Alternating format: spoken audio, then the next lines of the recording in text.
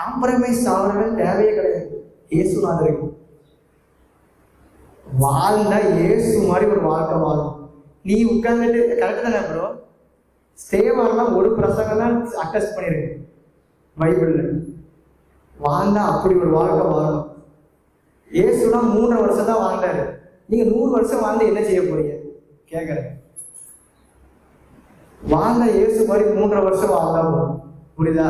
So ஜீசஸை follow பண்ணா, உண்மையா இருந்தா, அந்த வசனத்தின்படி வாழ போறேன் ப்ரோ அப்படின்ற ஒரு முடிவு பண்ணிட்டீங்க அப்படின்னா, நீங்க ஊழியத்துல மட்டும் இல்லை, எங்க இருந்தாலும் ஒரு கொலை பண்றதுக்கு ஒரு கூட்டம் வந்துடும்.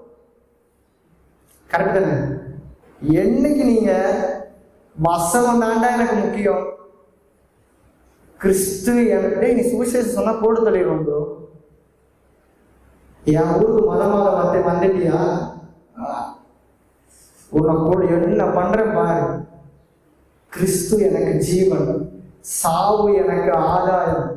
என்னைக்கு இந்த வசனத்தின்படி நான் வாழும்போது என் ஜீவன் போனாலும் பரவாயில்லன்னு என்னைக்கு நீ கர்த்தருக்காக வைராக்கியமா நிக்கிறியோ, அன்றைக்கு புறஜாதி ஜனங்கள் அவனுடைய அந்த எவன் உன்னை தூக்கி உள்ள போட்டாலும் அவன் இயேசுவை பார்ப்பான். உன்னோட அக்கினியில 4வது ஒரு நபர் உலா வருகிறாரு, அவருடைய சாயம் தேவபுத்திரருக்கு ஒப்பா இருக்குது.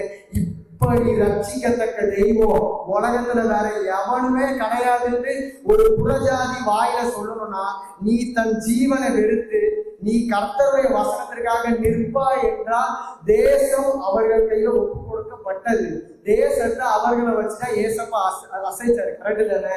சோ இந்த உண்மை நீங்க காம்ப்ரமைஸ் பண்ணி 100 வருஷம் வாழ்ந்துக்கலாம். பட் எவன்ல போயிட்டு அங்க போய் ஆண்டவரை எப்படியாக காணிக்கைகளை கொடுத்து தசம பாகங்களை கொடுத்து இங்க ஞாயிற்றுக்கிழமை வந்து அப்படியாக வந்துவிட்டு அப்படின்னா அங்க அட்டனன்ஸ் சும்மா அப்படி ஒரே வார்த்தை, உண்மையும் உத்தமமான ஊழியக்காரனே எஜமானுடைய சந்தோஷத்துக்குள் பிரவேசி.